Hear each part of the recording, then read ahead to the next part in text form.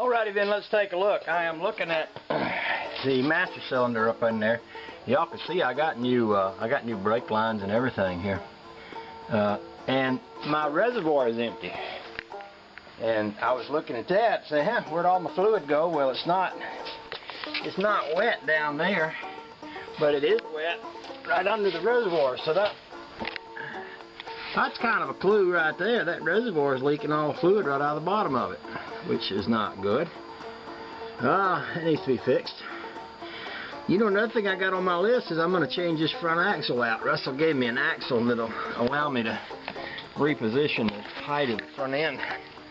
And I like that. I'm going to put that in here. So I'm thinking it might be easier just to pop the gas tank out of this thing. Might make it a lot easier to get to that master cylinder. You know, it's up in there. It's hard to reach. It's hard to get all them lines connected.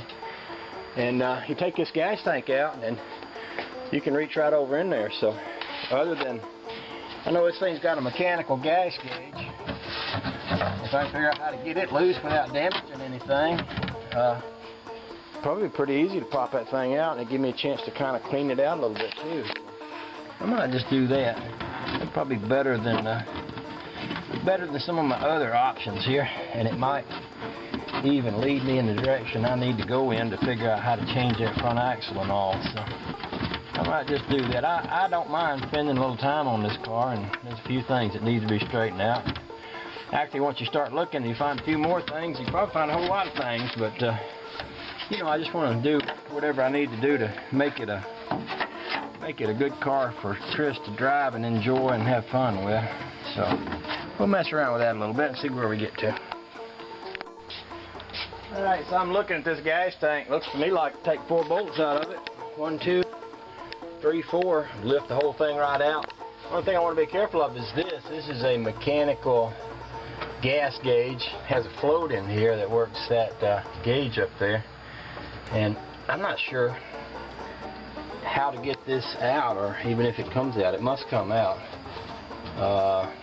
You know, I could probably, as flexible as the line is, I could probably pick it up and set it up here anyway just to get it out of the way. But I think I'd like to, if I'm going to pull it out, I'd like to take it completely out, clean it out, and put it back in. It's probably, you know, I've had some running issues with this motor, and it could be just dirt in the tank and all. And if you look up in here, there's 40, 50 years worth of rust and dead bugs and rat bones and everything else in here. All of this could stand to be cleaned out, and you know, if it was all cleaned out and coated with Pour 15, it wouldn't hurt it. Same with all this up under here, you know.